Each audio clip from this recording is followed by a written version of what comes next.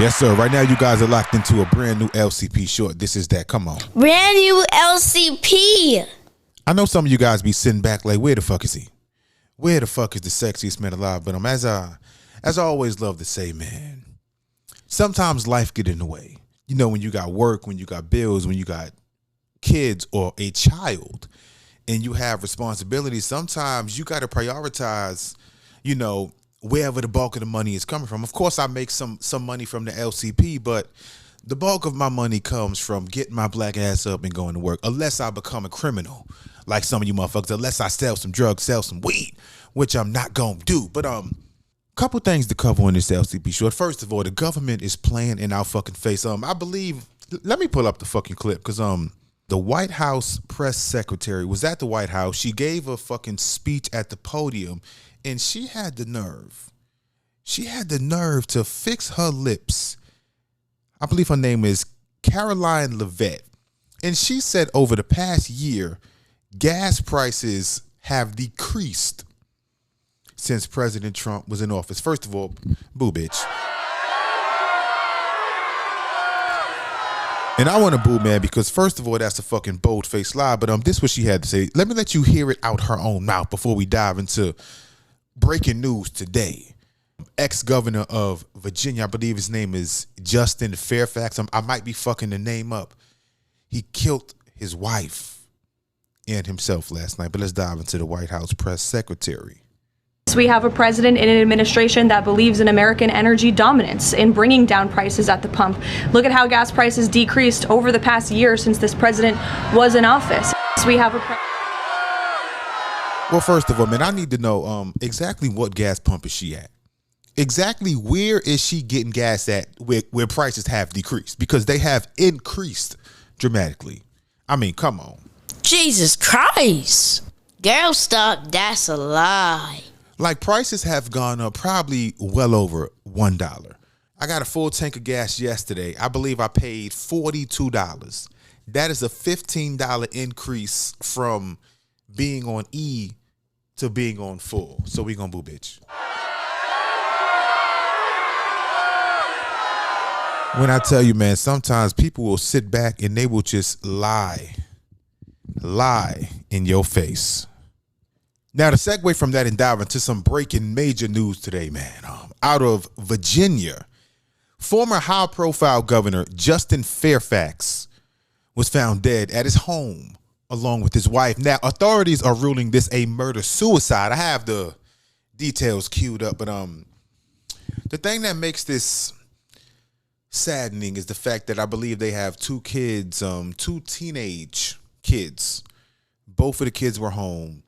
I believe one of the kids called the police, and everything transpired and happened so damn fast. So by the time the police got there, you know, wife dead, he's dead. So I always try to use some of these stories to just hopefully give you guys some mindfulness when it comes to going through breakups. Like I've gone through a tough breakup before, because I believe that because they're married, but I believe they were currently going through divorce proceedings based on a story I read. So can you imagine living with somebody?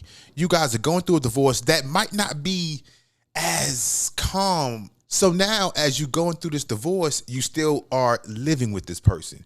You have to see this person. If you guys are having battles in relation to who gets what, those type of disagreements, imagine you still living with this person. You got to see this person on a daily basis that you are having a divorce struggle with. She might want the house. You might want the house. She might want this money. You might want to keep some of your money to yourself, and you are still living with this person. So we're going to dive into what authorities are saying. Again, everything is breaking brand new from today. So this is what authorities are saying currently. Lieutenant Governor Justin Fairfax shot and killed his wife inside of their home, and then shot and killed himself. I think you have the rest of the details that Captain Kostriff gave earlier this morning. So I'm just going to pause right here and answer any of your questions to the best of my ability right now. I can just tell you, and then I'll go to Drew first, that this has been an ongoing domestic dispute surrounding what seems to be a complicated or or messy divorce. So, Drew. And Chief, that was going to be my question. Can you elaborate on what the investigation has revealed about the status of their marriage?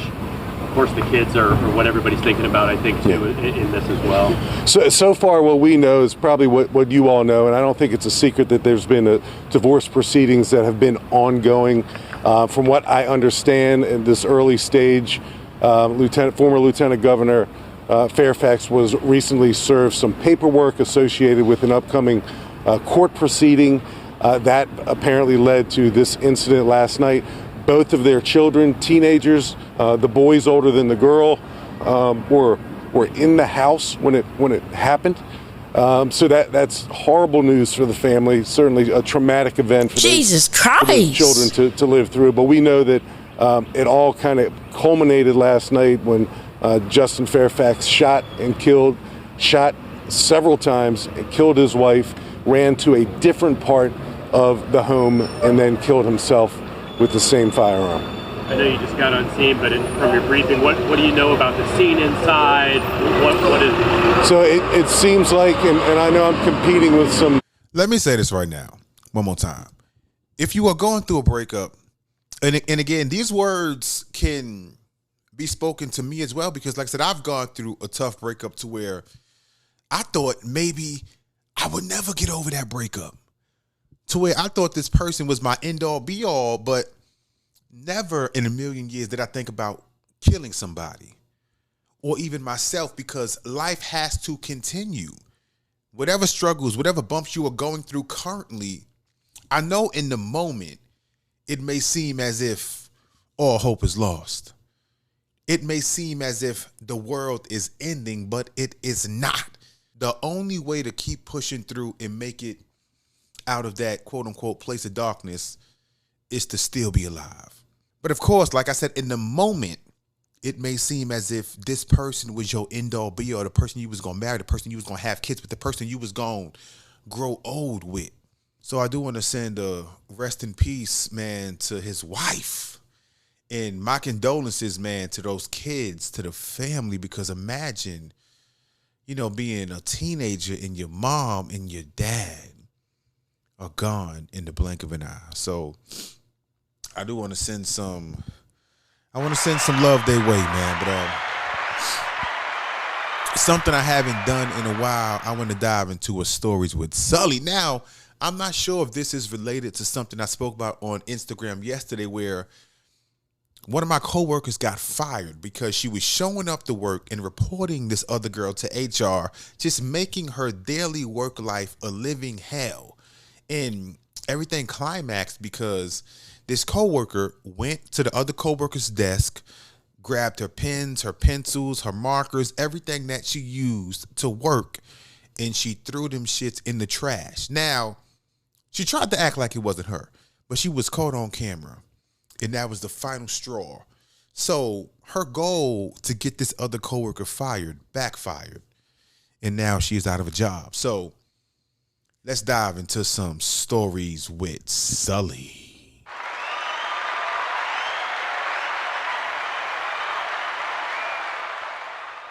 Lunchroom Chatter Pod, good morning. So in response to your question about have you ever done something to get a person fired on the job?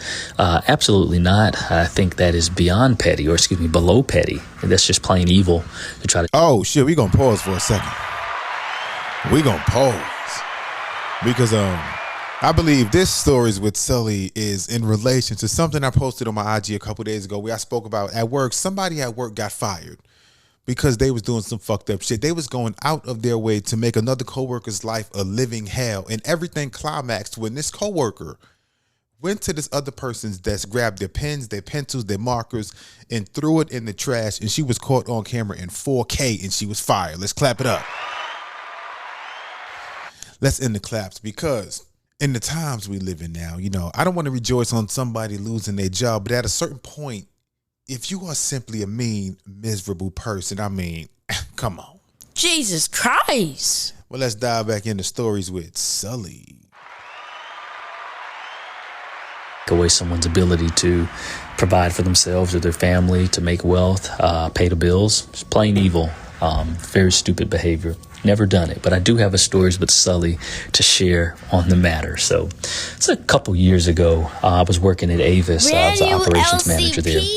And we had an employee that was about to get fired. The other managers got together and decided that, just wasn't the best fit for the company. And during those meetings, I stuck up for her, said that, hey, I always thought she was a good worker. She came to work on time, stayed late when I asked her to, didn't mind coming in on off days if I needed a shift covered. I thought she was a good worker. And so I put my neck on the line for her in those meetings. But ultimately, it was decided that, the company was going to move on without her, and they called her in the office and fired her. And maybe 10 or 20 minutes after they fired her, I gave her a call and said, hey, it's Solomon. Just wanted to let you know that I'm sorry about what happened today at work, but I think you're a good worker. So, if you ever need to use my name as a reference going forward, I would gladly speak well of you. Said something along those lines. John, I learned a hard lesson that day, and that is to never, and I mean ever, stick your neck out on the line for someone, especially someone who's bitter about just losing their job. So what she did, while I called to say that, I don't even know how fast she did it, but apparently she got another phone out, recorded what I was saying, and sent it back to my boss. Sent me saying that she shouldn't have been fired, basically, back to my boss. She's like, yeah, well, I'm going to sue because Solomon thinks that I was a good employee and I didn't do anything wrong, X, Y, and Z. So the next morning, I got called in the office, and my boss is like, hey, Solomon, First of all, I want to boo. I'm not booing Sully. I'm booing this trifling asshole. But again, like he said, a lot of times these days, like even if you feel you need to do it, or even if you feel it is right, you cannot stick your neck out on the line for nobody, because in the world we live in now with fucking social media, phones, everybody wanting to fucking record shit and just get content. Sometimes you got to understand, if somebody lose their job, if somebody get fired, like even if that person was a good worker, you got to stay silent. And I know it's tough sometimes, because if you are somebody with a good heart, somebody who simply has empathy for other people, like, so I can understand like what made him want to reach out and call and let her know, hey, you know what, I think you're a good worker. If you need to use my name as a reference, you can. But this trifling asshole. So let's finish up stories with Sully. Now, I hope you ain't lose your job as well, but I guess we're going to find out on the climax. Come on, baby. We're not even going to give you a chance to lie to us. The employee that we fired, she recorded what you said after we fired her and sent it to us. Because we like you, obviously we're not going to ask you, did you do it? We're just going to say, we got the recording, and just don't do anything like that anymore. And I'm telling you, bro, I felt that was the dumbest decision she ever could have made. Because I swear on the Bible or whatever book you want to put in front of me, if someone calls me and asks me, what type of worker is she? Oh, she's lost all credibility in my book at that point. So, yeah, she could have very well gotten me fired, right? Because you're not supposed to technically go against the management decision, right? That's a form of managerial integrity, and I dropped the ball there. Again, lesson learned the hard way. Never sticking my neck out on the line, putting my job on the line for anybody else. That's for sure. Now, I do want to clap it up, man, for Sully being a good person, because like I said, if you're a good person and you have a heart, I can understand why you might want to reach out to somebody who might be going through a tough time, especially having just lost their job. But I want to boo that hoe one more time. Boo, bitch. If somebody is putting their neck out on the line for you and going out and letting you know, hey, if you need a great reference in the future and you gonna burn that bridge, bitch, because you want to fucking record me and get a lawsuit, nigga, sometimes people just lose their fucking job. Because sadly, the way the world works, sometimes you get fired and sometimes you simply lose your fucking job. Now, I understand that that's something that's tough. That's something that's tough to just sit back and take, but sometimes you got to. One more boo for that bitch. Almost got my man Sully fired, but like I always tell you guys, man, you guys can log into my Instagram.